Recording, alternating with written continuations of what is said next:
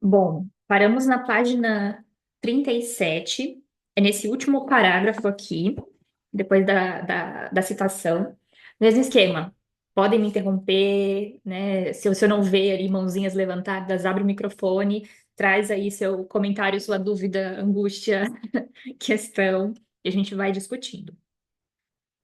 Bom, é ao tomar o inconsciente como vazio que a ideia de uma significação prévia é combatida. Em resumo, há, tanto na cura xamânica como no tratamento psicanalítico, uma busca pelo tempo perdido, através de uma operação sobre a estrutura mítica das crenças, sejam elas coletivas ou individuais. E a ênfase é dada no que sustenta as diferentes formas de narrativa e as diferentes formas de relatar o mito. Não interessa tanto a origem, mas a estrutura na qual cada relato se insere. Ele está muito mais próximo da estrutura do que do conteúdo, complementa Lacan, o que sugere que pode haver diferentes maneiras para contar um mito, e não um decreto verdadeiro e imutável sobre o ocorrido. A importância está na forma, mas não há como negar que essa forma tem como objetivo desvendar um mistério, mesmo que a solução para esse mistério esteja localizada num trânsito temporal, que envolva não só o passado, como também o futuro. É como se, pelo discurso, eu desenvolvesse esse mistério, criasse a sua solução e, posteriormente, soubesse que essa era a verdade mítica dada no passado pela minha história. Então, só retomando alguns elementos, né? Quando ele vai trazer essa ideia aqui de vazio, antes ele está falando sobre antropologia, sobre Deleuze, essa ideia de algo enquanto constitucional. A gente comentou que o Lacan pega ali essas referências e traz um pouco para o que ele vai desenvolver enquanto psicanálise. Então, aqui a Luciana faz essa associação, né? Tomando o inconsciente como vazio, pegando a articulação do Lacan com o Deleuze. E é muito interessante, né, perceber que a ênfase, né, tem a ver com a estrutura, não tanto com a origem, né, com a forma que está sendo relatado ali o mito. E se a gente pensa, né, por exemplo, na ideia de o inconsciente é estruturado como uma linguagem, aqui vem forte essa ideia de estrutura. Ele se estrutura com essa base. A Tamiris colocou aqui, né? O importante não é o que se conta, é como se conta. Tanto é que, às vezes, se a gente vai fazer um relato ali, né, em supervisão, de uma história contada, para a gente muito mais vai importar aquilo que foi usado, como foi articulado, a sequência daquelas coisas, os tempos verbais que foram usados, do que o núcleo da narrativa em si, né? Então, essa forma de contar, ela é muito única. Tanto é que se, por exemplo, eu entregar aqui, né, não sei, uma história, um conto de fadas, se eu entregar para todo mundo para dar uma lida, e aí cada um vai contar aqui o conto de fadas. Nenhum vai sair igual, a não ser que a gente estivesse lendo, né? Se vocês lessem, aí sim sairia igual, mas essa história contada, nenhuma vai ser igual. E é justamente nesse que não é igual das histórias que o psicanalista ele consegue acessar ali a verdade daquele texto, né? A verdade enquanto estrutura de ficção. Então, é muito importante para a gente essa questão da estrutura. A gente acaba recorrendo muito, né? A gente fala da linguística e dos elementos linguísticos, mas a gramática é uma coisa que nos ajuda muito nesse sentido. Então, por exemplo, quem que é o sujeito da frase?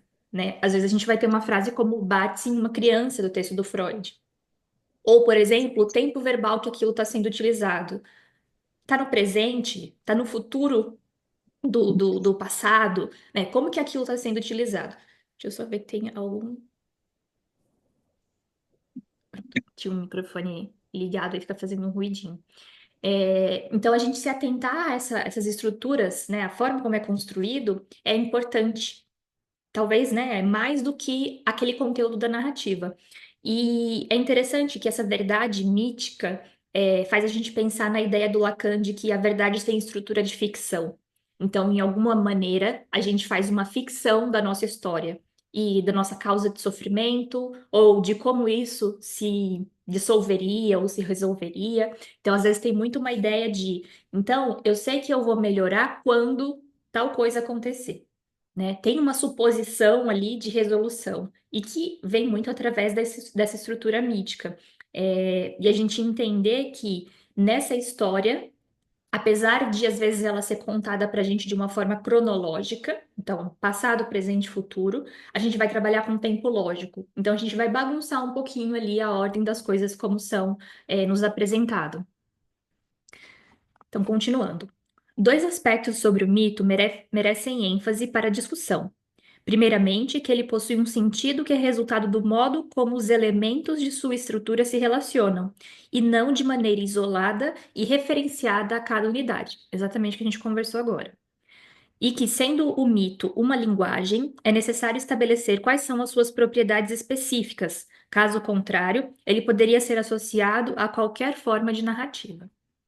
Levi-Strauss afirma que os predicados que definem os mitos são mais complexos que o fonema zero, em Jacobson, ou o que o significante em Saussure. Para ele, a estrutura mínima a constituir um mito é composto por grandes unidades constitutivas, e elas são nomeadas mitemas. Então, pegando a referência a perguntar uma página, a gente está na 38, no segundo, do segundo e no terceiro parágrafos. Então, se a gente pensa, né, nessas referências que o Lacan pega do Saussure, ele usa muito a noção de significante. O significante é como que a gente opera em uma análise. E o Jacobson tem esse outro conceito aqui, seria de fonema zero. Se a gente fosse fazer uma comparação com o que seria isso em Lacan, seria aquele significante primeiro, unário, alguma coisa nesse sentido. E a gente entender, né, que qual que é a estrutura mínima para construir aquele mito. Depois dá para a gente pensar até nesse mito, então, como que é a construção fantasmática daquele caso, de uma neurose histérica ou de uma neurose obsessiva. Então, qual que é o mito que está operando ali, né, naquele discurso. E aí ele vai falar agora, né, sobre esse mitema, que seria essa unidade constitutiva do mito. Então, para ser lido, o mito é analisado em sucessão de acontecimentos, dos quais se busca reduzir a ideia central a frases cada vez mais curtas. Tais frases, contendo a menor unidade com sentido a compor um mito, são os mitemas. E cada mitema se relaciona com outro mitema, como adverte o estruturalismo. Mas essas relações somam-se, no caso dos mitos, a relações não exclusivamente lineares. Ele as chama de feixes de relação, sendo possíveis articulações na horizontal e na vertical. Levi-Strauss traz um lindo exemplo a partir da leitura das partituras musicais, para ilustrar uma leitura também vertical. Ela precisa ser lida para fazer sentido, diacronicamente, ao longo do eixo, uma página depois da outra, da esquerda para a direita, mas somado-se a isso, lida sincronicamente, em sua linha vertical, de cima para baixo. Assim, para que se saiba ler e entender um mito, é preciso lê-lo como se lê uma música. Nessa leitura, é fundamental destacar as ideias que se repetem através de seus mitemas, para poder compor a partitura em sua verticalidade. Olha que interessante isso. A gente comentou sobre essa questão da diacronia e da sincronia no final do encontro passado. Então, ele vai trazer uma associação do mito com a partitura musical, e se a gente for pensar, até na estrutura discursiva que acontece ali no decorrer de uma análise. E aí ele vai falar dessas formas de leitura. Então, tanto na partitura musical, e aí ele fala quanto no mito, e aqui a gente vai pensar quanto na análise, a gente precisa fazer uma leitura do discurso nesses dois eixos. Então, seria um eixo horizontal. Nesse eixo horizontal é o que a gente chama de diacronia da fala.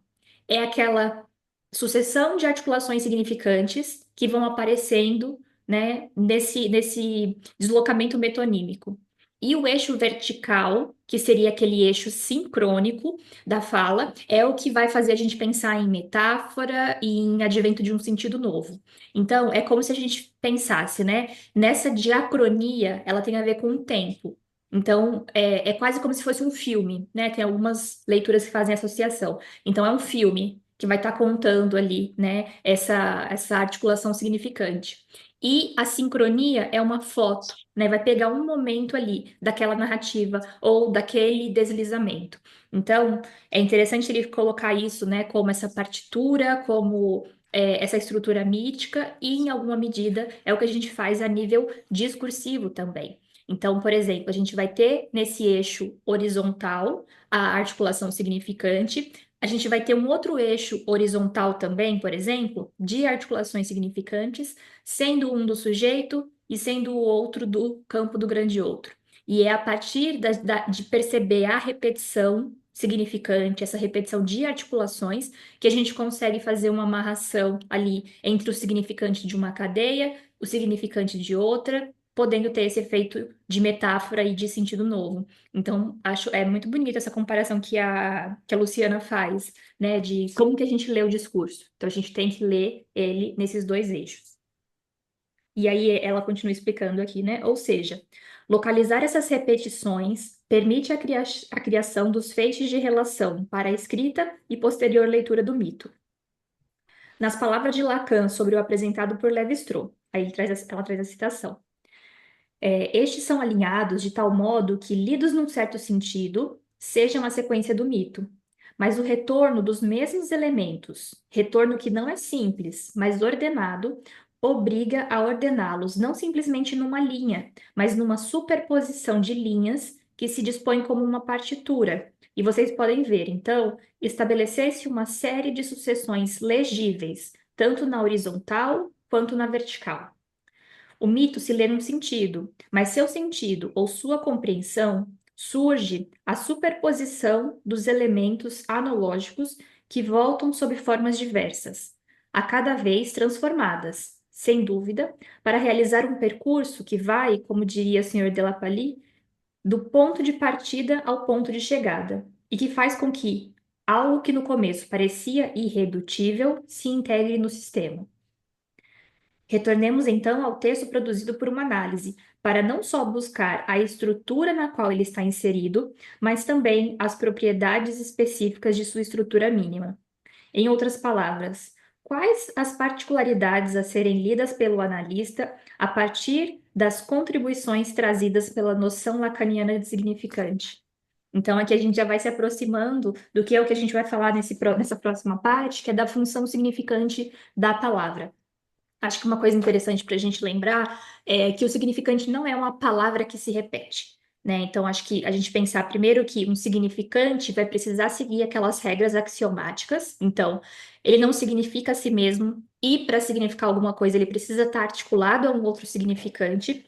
E aqui também uma coisa para a gente entender é que, nesse sentido de repetição, não necessariamente vai ser essa mesma palavra, por exemplo. Então, pode ser uma palavra. Pode ser um conjunto de palavras, pode ser uma frase, pode ser uma ideia, pode ser um silêncio, uma pausa, uma sessão.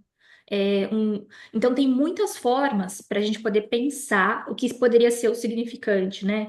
Por exemplo, no exemplo que o Lacan traz do gestapo, né, desse gesto no rosto, ali, então, o significante é o gesto.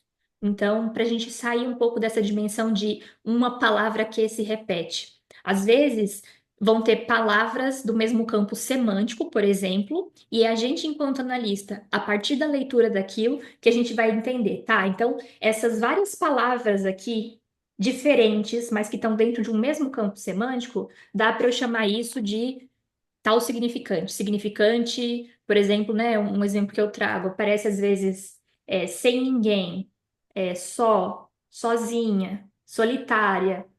É a mesma palavra? Não é a mesma palavra, mas é a mesma ideia, está dentro do mesmo campo semântico. E a gente pode, então, por exemplo, trabalhar com o significante solidão.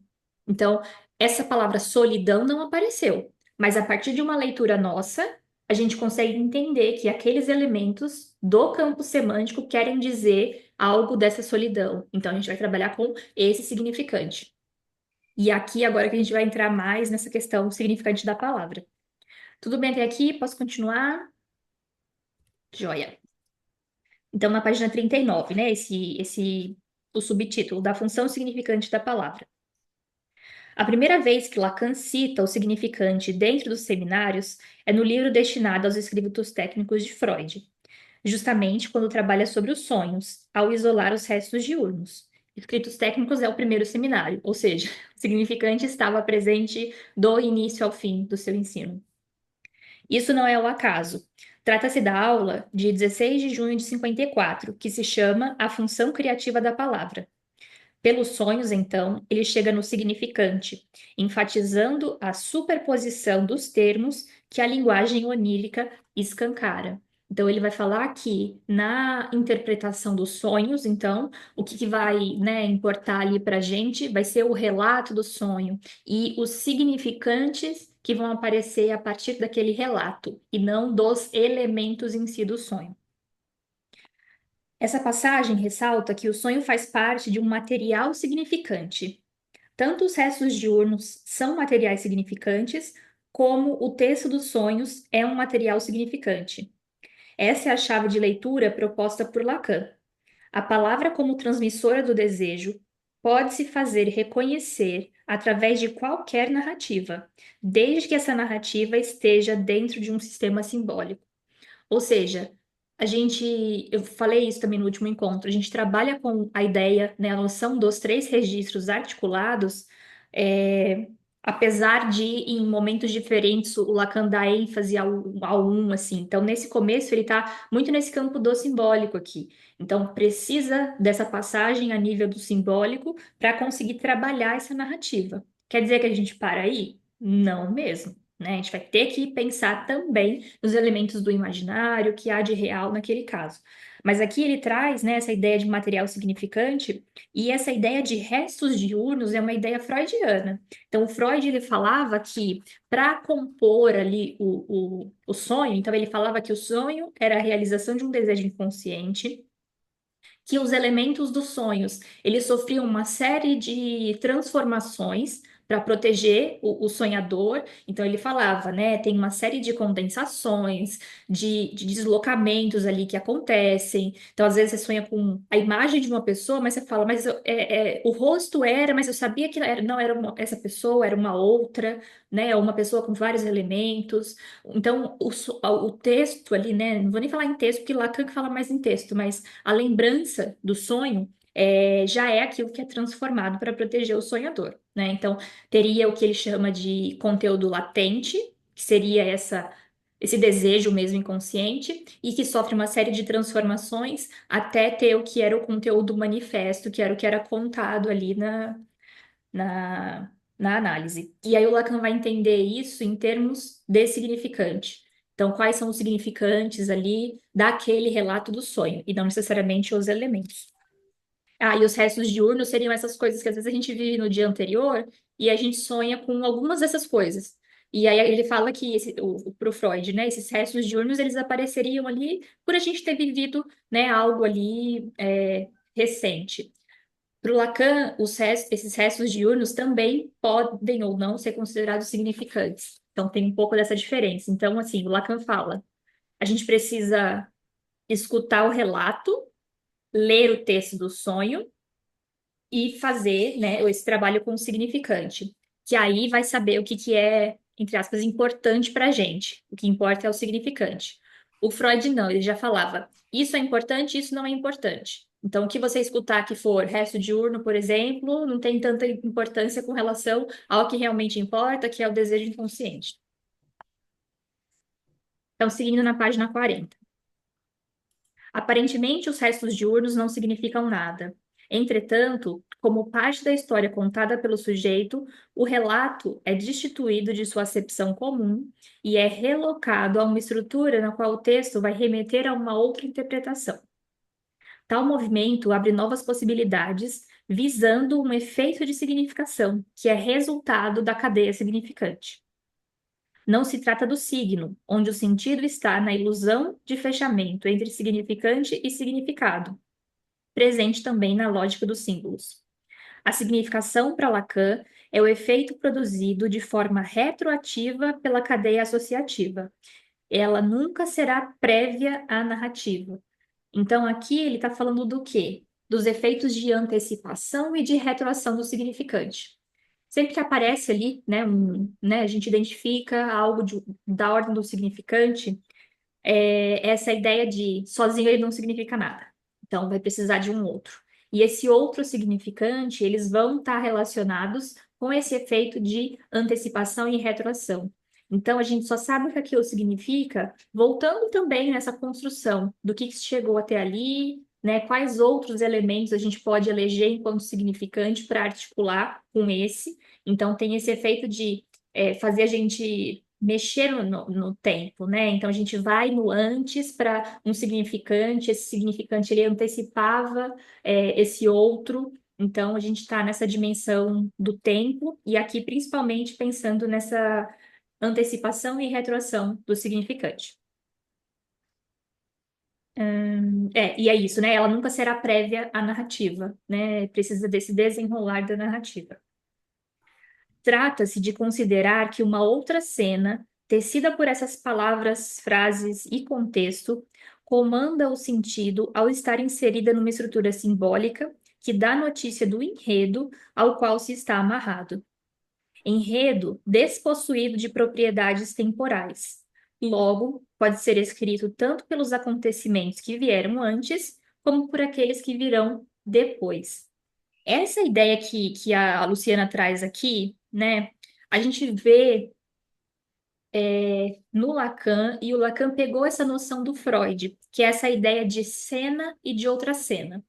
Então, o que que é isso, né? A gente trabalha muito com isso nos casos. Às vezes a gente está trabalhando uma articulação significante, né? E aquela articulação significante remete a gente a uma cena, por exemplo. Vou tentar trazer em outras palavras, seria, por exemplo, uma cena, uma situação, ou, por exemplo, uma questão que diz da relação com o outro. O que que seria essa outra cena? Outro momento, outra cena, outra como é que fala? Que eu falei? Outra história que pode ter a mesma estrutura, mas que a narrativa às vezes é totalmente diferente. Então, por exemplo, uma cena, um analisante que está falando dos problemas com relação ao trabalho e as pessoas que ele lida lá no trabalho. A gente tem essa cena. Outra cena poderia ser algo que ou ele falou ou que vai falar depois sobre um relacionamento amoroso ou sobre o relacionamento familiar. Então a gente tem essa noção que tem uma mesma lógica que opera nessa forma de se relacionar com o outro e que aparece, então, tanto na relação de trabalho, tanto na relação amorosa, quanto na história familiar ali. Então seria essa noção de cena e outra cena.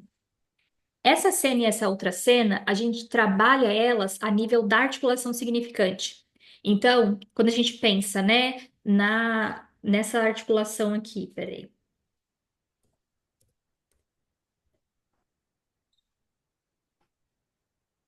Ah, também sabendo qual seria a repetição, né? Eu vou desenhar ela aqui. Então, quando a gente pensa na articulação significante, nela desse jeito, então aqui poderia ser uma cena, né? E a outra poderia ser uma outra cena. Essas são os que a gente chama também de volta da demanda. Isso é uma articulação, uma repetição significante. Quando a gente pega a estrutura ali mais mínima, esse eixo horizontal aqui é o que a gente conversou de ser o eixo diacrônico da fala. E a gente tem o eixo sincrônico da fala, que seria esse eixo vertical aqui. Então, no eixo horizontal, que a gente vai ter, por exemplo, todas essas voltinhas, essa articulação. E uma outra forma também que a gente encontra isso representado, né, seria quando a gente pensa, tem o eixo, e aí a gente vai ter aqui o ser falante, que é essa estrutura aqui que eu estou desenhando agora. Então, a gente vai ter, por exemplo, deixa eu mudar aqui a cor.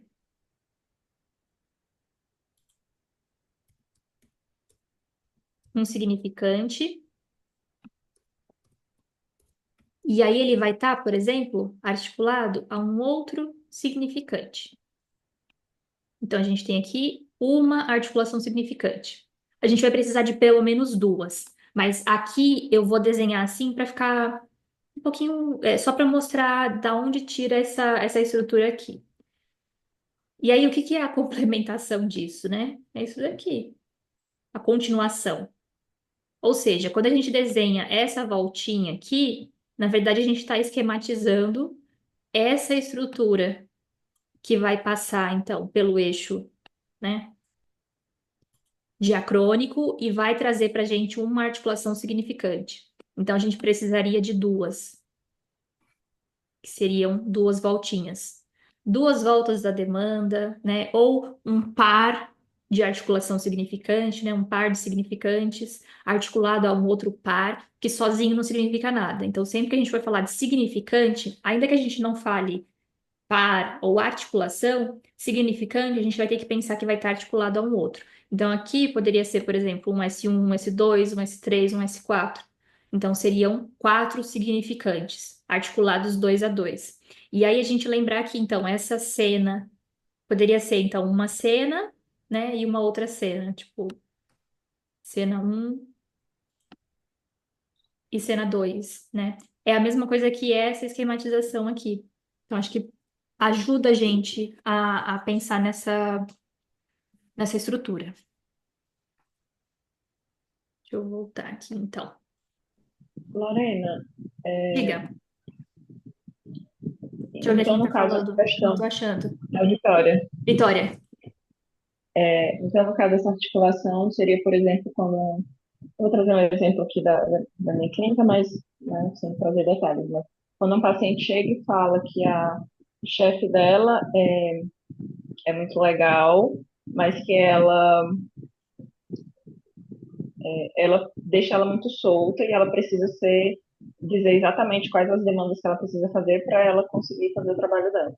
E aí ela vem e fala da orientadora, que a orientadora é muito legal, mas que ela também se sente muito perdida porque não tem um cronograma, uma coisa certinha para ela seguir, que essa outra pessoa diga para ela que ela tem que fazer.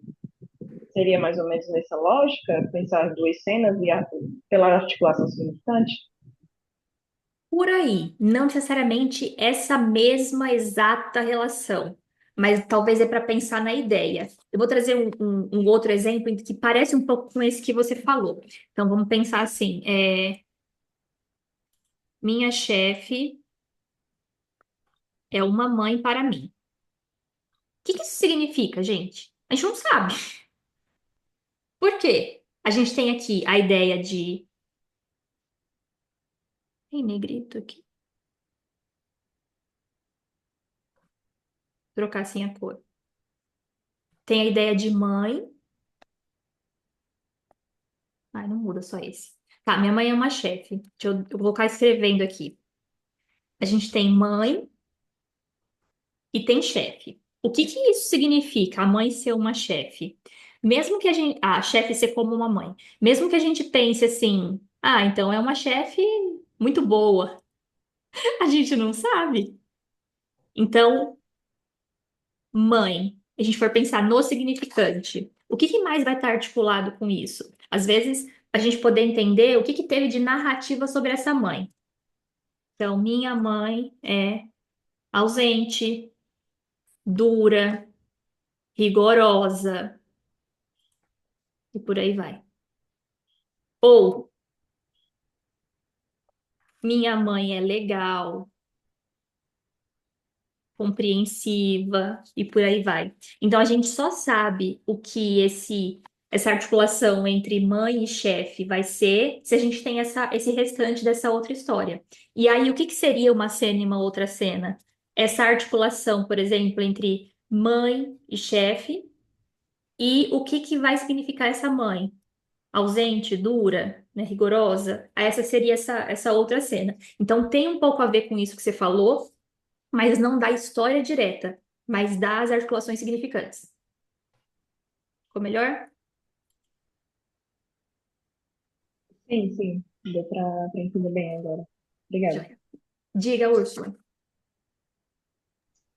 Eu acho que agora eu consegui entender também. É porque eu fiquei um pouco confusa quando a gente está pensando aqui numa leitura tipo partitura. Quando você colocou a representação ali, você colocou uma representação na horizontal, né? Que seria uma leitura diacrônica. Uhum. Mas essa leitura, então, assim, eu preciso dessa leitura linear aqui, diacrônica, porque primeiro eu vou falar chefe é igual a mãe, depois eu vou fazer na linha do tempo, quando você perguntar, quando o analista perguntar, eu vou fazer. Então, mãe significa uma pessoa dura, rigorosa. Então, já sei. Aí aqui eu posso associar esses dois elementos. Uhum. Mas, se eu pensar agora no sentido de sincronia, é todos os sentidos ocultos que eu não sei o que que é chefe, o que é mãe ainda. Não é isso? E a gente tem que considerar que, apesar de a gente colocar graficamente assim, né, só um eixo horizontal e Uhum. só um eixo vertical, nessa leitura de Tem aqui partitura, isso, aí a gente vai ter uhum. um outro eixo aqui, um outro eixo horizontal. Isso. E qual que vai ser a diferença? Um desse é o eixo relativo ao eu, vou colocar o sujeito. Uhum. E a gente vai ter o outro eixo vai ser relacionado ao campo do outro. Então, por exemplo, nesse sentido do sujeito, a gente vai ter uma série de articulações com relação a isso. E nessa outra linha horizontal, a gente vai ter associações relativas ao outro. Então, pensando num outro exemplo, né? Um exemplo que eu sempre trago, que é a ideia do ter filhos, não ter filhos. Então, o que que estaria nesse eixo do outro? A sociedade me cobra filhos, minha família pergunta se eu vou ter filhos. Essa relação do sujeito com o outro. E no sujeito tem, eu não, eu quero casar para me sentir completa, casou, aí não, vou pegar um cachorro, vou pegar outro, vou ter um filho, vou ter dois, nesse sentido de buscar a completude. Então, a gente vai ter, né, uma cadeia que vai corresponder ou vai dizer para a gente da relação ali né, mais no eixo do sujeito, e a gente vai ter uma outra que vai estar no eixo do grande outro. São essas repetições também. Isso seria esse eixo diacrônico, né, do mesmo que a Úrsula comentou. E aí a sincronia estaria na gente poder articular. Os dois. Acho não. Um significante aqui da cadeia do sujeito e um significante da cadeia do outro. E aí aqui, quando a gente faz esse jogo, poder ter um sentido novo. Que aí, então, nesse eixo aqui, né, horizontal, a gente teria as metonímias, que são essas articulações se deslocando, e nesse eixo vertical aqui a gente teria a metáfora, que tem esse efeito de substituição de um significante pelo outro. Tudo bem até aqui? Então, vou continuar mais um pouquinho. Na lição de 23 de junho de 54, o significante acompanha Lacan no trabalho sobre o livro de Santo Agostinho, de Magistro, tendo uma pergunta em evidência, que é: o que fazemos quando fazemos análise? Acho que essa pergunta é genial. Acho que todos nós temos que tentar responder elas, assim, com as nossas próprias questões. E ele vai trazer, né, sobre o mestre, que é de Magistro, trata-se de um diálogo entre Santo Agostinho e seu filho Adeodato. O que te parece que queremos fazer quando falamos? É a pergunta do pai destinada ao filho, que abre o livro e ecoa as indagações lacanianas. A obra questiona a impossibilidade de um sentido único para as palavras. Ou seja, toda significação não faz senão reenviar a outra significação, e assim deve ser definida pelo conjunto dos seus empregos possíveis, e não por algo pré-estabelecido, né? A ideia da mãe ser aquela amorosa, no exemplo que a gente trabalhou. Lacan, reconhecendo que muito do apresentado já estava lá desde Santo Agostinho, salienta que o fenômeno fundamental da revelação analítica é essa relação de um discurso a um outro discurso que o toma como suporte. A outra cena, portanto, vem como o suporte a possibilitar a fala. Como de costume, Lacan faz uma tradução interpretativa para o locutione significante de Santo Agostinho, de significação da palavra. Ele propõe da função significante da palavra, porque não é bem a significação, que aí a gente estaria ali no significante, S maiúsculo, significado, S minúsculo, mas dessa função significante. Reforçando, portanto, as contribuições de Lévi-Strauss sobre o privilégio do significante na determinação da significação. Como a gente encontra isso em Lacan, a gente vai ver muito como primazia, primazia do significante sobre o significado. Dessa forma, o texto é pensado a partir da lógica significante e não do sentido prévio dado pela língua, que une significante a significado, mais do que ele entende como a função significante, da palavra. A leitura lacaniana de toda a primeira parte de Sobre o Mestre é para mostrar a impossibilidade em manejar a linguagem referida termo a termo, a fim de sugerir de que maneira a palavra vai ter relação com o significante e resolver tal impasse, ele recomenda que sempre se respeite todo o encadeamento dos signos. Ou seja, redundante como soa, ele reforça que não se pode admitir uma significação isolada, sendo necessário considerar todo um sistema simbólico a lhe servir de base. Em resumo, é por isso que não podemos conceber o discurso humano como unitário. Toda emissão de palavra está sempre, até certo ponto, numa necessidade interna de erro.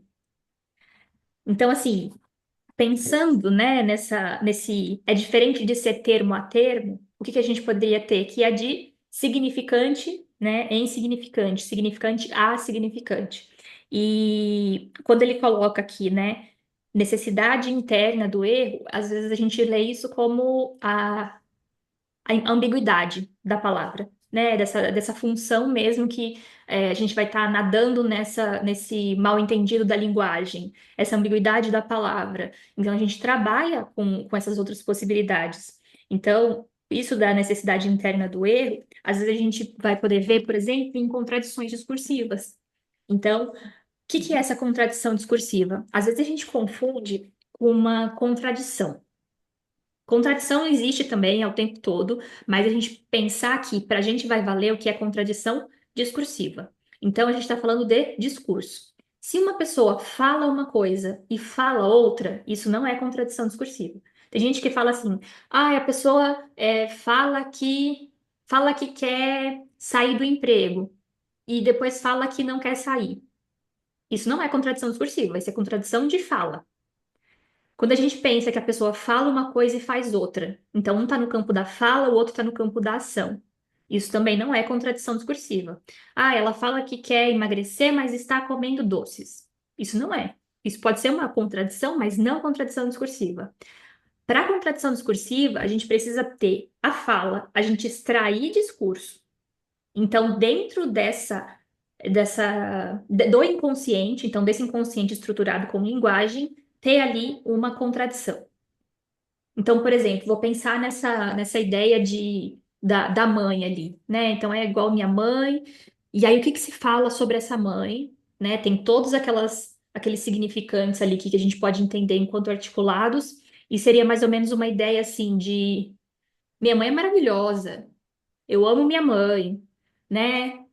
Tem essa mãe, então, de um jeito. E em um outro momento aparecer algo de ódio, de não gostar. Mas não no nível da fala, mas a nível daquilo que a gente extraiu do discurso. Então, por exemplo, geralmente a gente vai falar assim tá, em nenhum momento ela falou que odeia a mãe. Em nenhum momento ela falou que ama a mãe. Eu amo minha mãe, ou eu odeio minha mãe. Mas a partir de um conjunto de falas, a gente poder extrair essa ideia, extrair esse discurso desse conjunto de falas. Então, poderia ser, por exemplo, quando eu era criança, minha mãe gostava de trazer, né, um mimo pra gente, tá, tá, tá. Não teve o eu amo minha mãe, teve mãe associada a um cuidado, por exemplo. Minha mãe escolhia minha roupa, que ela queria que eu saísse bonita, tá, tá, tá. Então tem esse a mãe escolhia a roupa. A mãe cuidava de como essa criança se apresentava. E aí pode ser que em outro momento esse cuidado seja lido como excessivo. Então, uma coisa é a mãe escolher a roupa quando ela tem 3, 4 anos de idade. Outra coisa é quando ela tem 13, 14 anos. Então, para uma cena, isso era lido como um cuidado. Para outra, isso pode ser lido como, não sei, né? Tá tirando a autonomia, a individualidade aqui da adolescente, alguma coisa assim. Tá sendo invasiva. Então, tem essa mudança também de significação a partir do que aquilo se articula.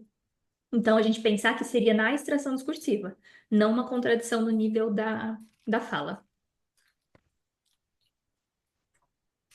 Tudo bem? Diga, Vanessa. Boa tarde a todos. Eu fiquei pensando nessa contrariedade quando você fala, minha mãe, né, quando ela cresce da roupa, né, minha mãe cuidava de mim, trazia roupa. Contrariedade. Um tempo depois, com 15 anos, ela poderia falar: a minha mãe sempre cuidava das minhas roupas. Dá uma entender que isso a incomodava. Então, a minha mãe sempre era ela que escolhia as minhas roupas. Era sempre ela que vinha com as coisas prontas.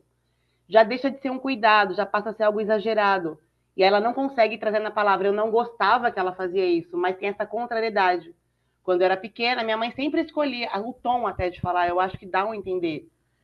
Quando eu era pequena, minha mãe cuidava de tudo para mim. Com 15 anos, era ela que sempre escolhia as minhas roupas. Então, pode ser dizer que tem uma contrariedade ali quando ela fala nesse sentido? Seria mais ou menos isso ou não? Sim, sim. Porque não necessariamente ela vai falar, eu gostava porque minha mãe escolhia minhas roupas, ou hoje eu não gosto que ela escolha as minhas roupas. Mas dentro do contexto, isso pode aparecer. Por exemplo, no campo do outro, né? Então apareceu isso. Aí vamos pensar no campo do outro. Pensando na situação da infância. Aí minha mãe arrumava meu cabelo, então minha mãe escolhia minha roupa e arrumava meu cabelo. Tá. Aí o que que teria no campo do outro? Todo mundo falava que eu tava linda, perguntava quem tinha feito o meu penteado. Então, tinha essa noção, então, a partir do campo do grande outro, que isso era um cuidado, que isso era bom, que isso era bonito. Aí vamos pensar nesse exemplo da adolescência, né? Aí ela vai falar, então, minha mãe, hoje, ainda, aí isso que você falou, né, do tom, às vezes vai ser no arranjo de palavras. Então, seria, por exemplo, ainda hoje, minha mãe quer escolher minha roupa. Ainda hoje. Então tem uma noção de que parece que esse tempo tá inadequado. E aí o que que pode aparecer no campo do outro? Minhas amigas ficam rindo de mim, porque ela quer colocar uns tipos de roupa ali que não tem mais nada a ver comigo, não tem mais nada a ver com a minha idade. Ela falou explicitamente ali que, enfim, gosta ou não gosta que a mãe faça isso, ou que é uma invasão ou não, ou que antes era bom e agora não era. Não. Mas a partir de como ela foi narrando, talvez dê para a gente entender que tem um descompasso. E a gente for pensar, como que seria uma possível intervenção para isso? Não sei, a ideia da intervenção, né? Não a fala em si, mas seria tipo isso. Parece que fazia sentido quando a mãe escolhia quando era criança e agora não faz mais. Tipo, parece que você cresceu. Então, tem uma noção disso, de poder intervir nesse lugar de, agora você cresceu, né? Que tem esse agora você cresceu? Comporta o antes isso fazia sentido, talvez agora não faça mais. Então, é por aí mesmo que você colocou. Vou seguir mais um pouquinho, a gente ainda tem um tempinho. Nessa parte aqui, tá na página 41, que é mais além da intersubjetividade. Lorena, Quem? perdão, Cadê? desculpa. Ana Sou Paula, pode eu. falar. Eu não sei levantar o dedo. Até agora não descobri como Não, tem levantar. problema não. Pode abrir o microfone. E desculpa te interromper a leitura, né, o andamento da leitura, mas eu tô com uma. Não é nem dúvida, assim, eu acho que não chega nem ser dúvida, por isso que eu queria que você falasse um pouquinho. Uhum, Se você pode falar sobre um pouco mais sobre a outra cena, essa outra cena que está aqui, lacaniana, né? Porque o que uhum, eu lembro, o que eu conheço de outra cena é a cena do Freud, né? Aquela clássica das histéricas, né? Uma cena que está ali recalcada, né? Que naquele teatro ali aparecia. Aquilo ali era uma outra cena que através do sintoma dizia algo por conta, né, da modificação ali do recalque, é sintomática. Bom, e aí eu cheguei nessa cena aqui lacaniana, que eu não estou entendendo bem quando ela coloca a cena, portanto, vem como suporte a possibilitar a fala. Ou seja, eu acho que eu estou confusa, assim, porque tem essas duas cenas, que a expressão é a mesma, mas talvez não signifique nem de perto coisas parecidas. E dentro dessa pergunta, assim, de o que seria essa outra cena, como suporte da fala, onde tá o recalque? Se é que o recalque aparece em algum lugar, né? Porque para o Freud a outra cena tem necessariamente a ver com recalque. E aqui tem ou não tem? E onde estaria? Cadê o recalque nessa história toda?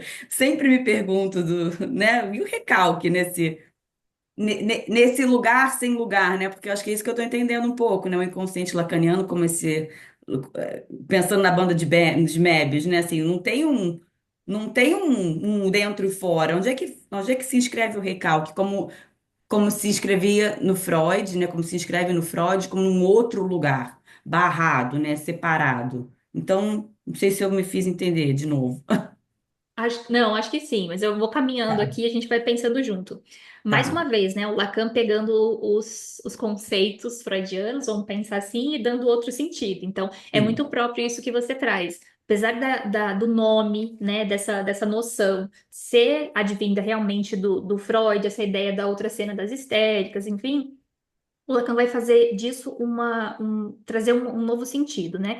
Então, quando você fala do Freud, tem essa ideia dessa outra cena, você fala de algo então recalcado, né? Vamos pensar sim, assim, exato. algo que sofreu um mecanismo de recalque e a gente teria que remontar essa outra cena, então que seria mais o que de inconsciente ali foi recalcado e faz com que tenha essa cena, né? Que a gente vê depois. Com Lacan, ele vai trabalhar isso a nível significante.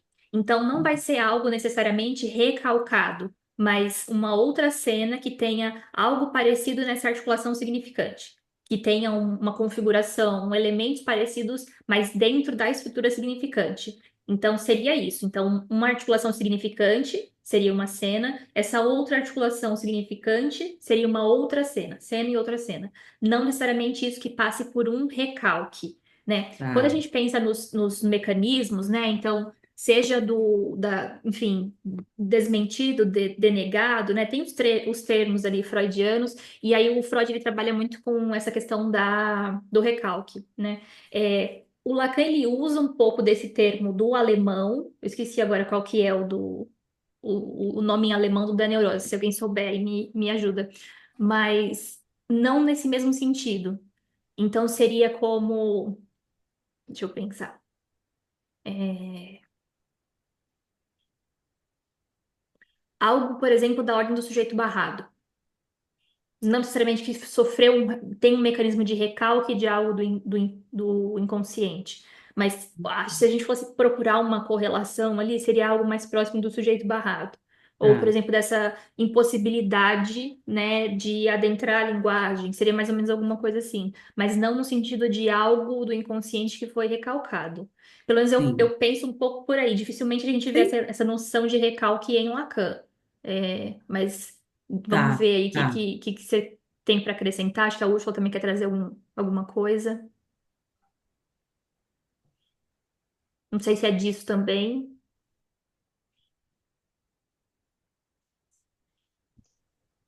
Bom, então deixa eu perguntar, que é porque você começou a falar, eu estava pensando aqui, foi uma boa pergunta, Ana Paula.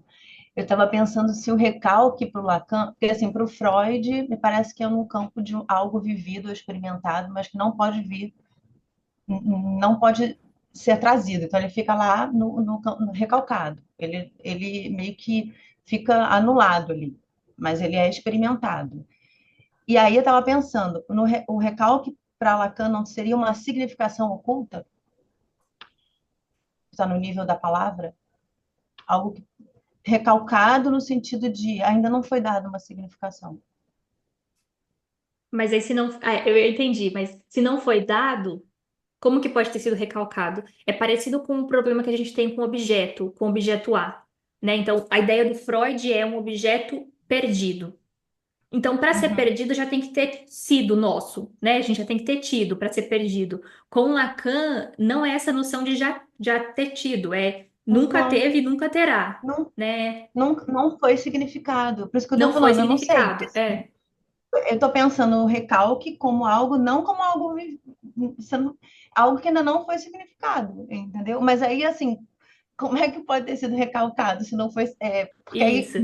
traz uma ideia meio estranha, né? Mas eu estou pensando aqui no sentido da significação mesmo, da É, palavra ali, no do sentido da significante, na verdade. ideia faz sentido. No contexto da ideia faz sentido. Se a gente vai para a palavra, aí entra nesse mesmo problemático que eu falei, né? Então, como que foi recalcado se não foi significado ainda? E aí, pensando nessa noção de significação, é interessante porque, às vezes, né, a gente vai, então, fazer uma significação de uma outra cena, por exemplo, da infância, só depois. Ou, inclusive, a gente Uhum, pode mudar a significação. Então, pode não ter sido significado, ou pode ter sido significado e agora a gente vai mudar isso, né? Então, algo tido como uma lembrança, não sei, boa, depois pode ser entendido como uma lembrança traumática, ou o contrário, né? Então, passa por esse efeito de significação, que aí não é estática, né? Ou que, inclusive, às vezes nem chegou a ser significado. É a nível da fala que às vezes a pessoa remonta isso. Ou às vezes acontece isso com coisas que foram esquecidas.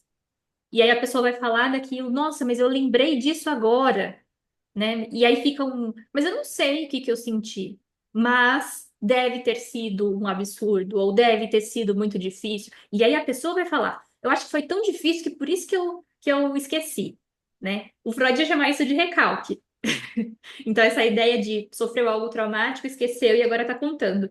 Mas se a gente pensa nesses efeitos de significação, para a gente não interessa se foi esquecido, inclusive se não foi inventado, inclusive se isso nem aconteceu, né? E tem algo ali dessa lembrança, mas que é meio fictícia, mas essa ficção que aparece, o que vai importar é a significação que é dada nesse posteriori. Então, em alguma medida, passa por efeito de antecipação e retroação do significante. Então, eu posso falar assim, que é uma significação por vir, porque não sei o Tá que vai sempre ser, se por vai ser vir, por criado. mudar. Ok. Diga, Eu Vanessa. acho que a Tamires falou uma coisa, eu fui aqui na Deixa eu página. Ah, ver. tem alguém quer falar, Vanessa. Não, peraí, não, que o da Tamires ainda tem a ver com isso. Deixa É, eu lá ver. atrás eu fui ler aqui na página, isso mesmo. Voltar na página 22, onde ele explica exatamente isso que você É, falou. Você tá com o parágrafo aí, Ana? Que tô, ela falou? Lê aí pra gente. leio. Trata-se por. Ele está naquela parte de recuperar o prestígio da fala, né? Que ela vai explicar sobre Uhum. esse ponto. Aí está no terceiro parágrafo, terceiro, um, primeiro, segundo, terceiro. Primeiro, segundo, terceiro. Trata-se, portanto, não de passar um conteúdo inconsciente para a consciência, mas de passá-lo para a fala, marcando então a sua existência. Admite-se supor, a partir da constante subversão que Lacan tende a fazer com as teorias que o precederam, que a clássica outra cena freudiana seria, não aquela escondida nas profundezas recalcadas do inconsciente, mas aquela projetada ao futuro, numa Isso. constante construção discursiva do passado que terá sido a história do narrador. Acho que tem a ver isso com o que a Úrsula falou mesmo. Exato. Nessa constante falação do que nos do que tem, da linguagem, sei lá, da construção Sim. E infinita, a né? ideia é da fala, e a fala vai ser suporte, né? Não é a memória, não é o conteúdo Exato, exato. Eu recalcado. acho que eu entendi agora. Que É. obrigada, Tamires, por ter lembrado aqui da página 22. E ela colocou aqui também, pensando aquilo que não se sabe que se sabe, ou algo de um saber não sabido, que é justamente aquilo que vai ser construído na análise, Exato. algo sobre esse saber. É, Diga, que Vanessa. tá mais claro, mas não é simples, né? Porque essa Não, história de construção discursiva do passado, que terá sido a história, esses tempos verbais aí é complicado, mas é, sigamos. Vamos que aí embora. entra futuro anterior, né? Ou Exato, exato. tem umas ideias, futuro do pretérito, tem uma mistura É, também ali. Eu acho que a é, língua portuguesa dá muito recurso para a gente pensar nessas questões. sim. Diga, Vanessa. Vou seguir a fila aqui, viu, Tamires? Já que você fala. Eu estava aqui pensando, segundo o que elas estavam falando, a Ana Paula trouxe. Bom, vamos ver se eu estou viajando muito, gente, porque a gente dá umas viajadas aqui surreal. Cena 1, vamos pegar agora a fase adulta. Cena 1, ela chega para você falando: minha chefe é como uma mãe para mim. Beleza. Cena 2, minha mãe me abandonava quando eu era mais jovem e tal, ausência. O que eu entendi desse significante que a gente recalca e tal, não é recalcado, mas seria assim: a gente pega, quando ela fala na cena 2, a minha mãe, ela me abandonava quando era criança. A gente vai voltar quando era lá atrás criança, tá? Vamos falar assim no significante 1, o originário, primário, passado por esse grande outro, que era a ausência. Ela traz nessa cena agora, já mais adulta, então ela não traz a ausência em si, ela me abandona, porque quando ela era criancinha, ela não tinha esse significante com significado de ausência. Dá para entender? Vocês estão comigo aí? Quando ela Sim, vem agora e fala minha chefe é como uma mãe, ela ainda não se liga que essa ausência é existente lá na fase pequenininha. Porque até então ela não tem desse significante ausência como significado. A mãe deixava ela sozinha, a ausência não está relatado, quando eu era pequena, minha mãe me abandonava. Quando ela vem no discurso falando hoje, a minha mãe, aí ela traz esse significante ausência no significado de ficar abandonada, deixada de lado sozinha, nessa cena 3, vamos dizer assim agora. Deu para entender? Eu estou viajando muito. Então, assim, não é uma coisa recalcada. É uma coisa que lá na primeira fase, ela não tem significado para aquele significante quando a mãe dela deixava ela no berço, vamos supor, deixava ela chorando. Entendeu? Não é recalcado. Mas é como se fosse uma carga afetiva, emocional que ela viveu lá quando ela era pequenininha, com 3 anos de idade, que a mãe dela deixava ela chorando no berço porque não dava atenção para ela. E ela só vai conseguir trazer isso como um significado agora na cena 3, dentro de uma análise onde ela vai remeter à cena 2 da chefe. Vocês conseguiram entender? Consegui. Assim, tem um Puta, ponto aí ficou que eu acho muito que. louco, né? Não, mas é por aí. Tem um pouco do que a Úrsula falou, de algo que não tinha significação. A minha única questão quanto a isso é quando você fala, por exemplo, quase que de uma. O Freud colocaria como essa cena primária do abandono, né? Como sendo isso registrado. O Lacan, ele não vai usar essa noção do afeto. Ele vai usar a significação que é dada através da linguagem àquilo. Então, por exemplo, não é o que a criança sentiu ao ser abandonada, é o que o adulto fala sobre ter sido deixada ali no berço. Não é sobre um sentimento ou uma carga afetiva que vai ser ressignificada, né? Pro Freud, sim. Pro Freud é essa noção mesmo. Quando ele remonta ali as cenas, é isso. Mas pro Lacan, não. Ele vai falar que é como que, então, hoje eu, adulta, conto sobre isso da infância. Então, Entendi. Então a não gente pode lembro. pegar, então a gente pode pegar tudo isso. Vamos voltar bem rápido. Minha chefe é uma mãe para mim, tá? Vamos chamar o lá atrás de cena 0. Cena 1, minha chefe é uma mãe para mim. Cena 2, a minha mãe, ela sempre me deixava no berço, e aí isso fez com que ela fosse ausente na minha vida. Cena 0, o bebê em si, ele não sabe que deixar no berço se tem um significante de ausência. E ela só vai saber disso agora na cena 3, quando ela chega e fala para você. É isso. Isso. Que poderia ser, inclusive, poderia não ser ausência. Podia ser assim. Na vida adulta, ser significado como minha mãe precisava trabalhar para me sustentar. Então, o maior gesto de carinho dela era conseguir superar a dor de me deixar sozinha no berço e ir ganhar o pão de cada dia. Então, é uma significação totalmente diferente. Não seria de abandono, seria de gesto de amor, por exemplo. Mas a gente não pode pensar que essa significação diferente, vamos pensar num contexto de ausência, que essa significação diferente só viria depois de uma análise, entendendo que a minha mãe me deixava no berço porque ela precisava trabalhar. E não esse Sim, sim. significante que algum de outro me deu dizendo que ela me abandonava. Isso sim. E aí sim ela produzir a metáfora, que seria a sincronismo que você faz, sincronia, né, que foi dito. Sincronia. Uhum. Então, ela vem nesse discurso de ausência, porque foi imposto foi dado por um grande outro, mas quando ela vem numa análise, puf, surge a metáfora ali, e aí ela fala, não, mas peraí, ela me abandonava porque ela tinha que trabalhar. Só isso. Exato. Exato. Que aí sim tem esse advento de sentido novo. Perfeito. Quando você fez a associação com metonímia, com metáfora, com esse eixo sincrônico ali que vai dar uma outra significação. Então, às vezes por exemplo, a avó falava que era abandono e a pessoa sofre porque, então, a significação era de abandono. E depois, às vezes, numa análise, ela percebe, então, tem ressignificação de que não era abandono, que era a forma como a mãe conseguia sustentar a casa, né? E aí esse efeito, então, de culpabilizar a mãe, de sofrer por conta de ter sido abandonada, né, entre aspas, muda essa relação com o sofrimento. Diga, Tamires, com você e a gente fecha.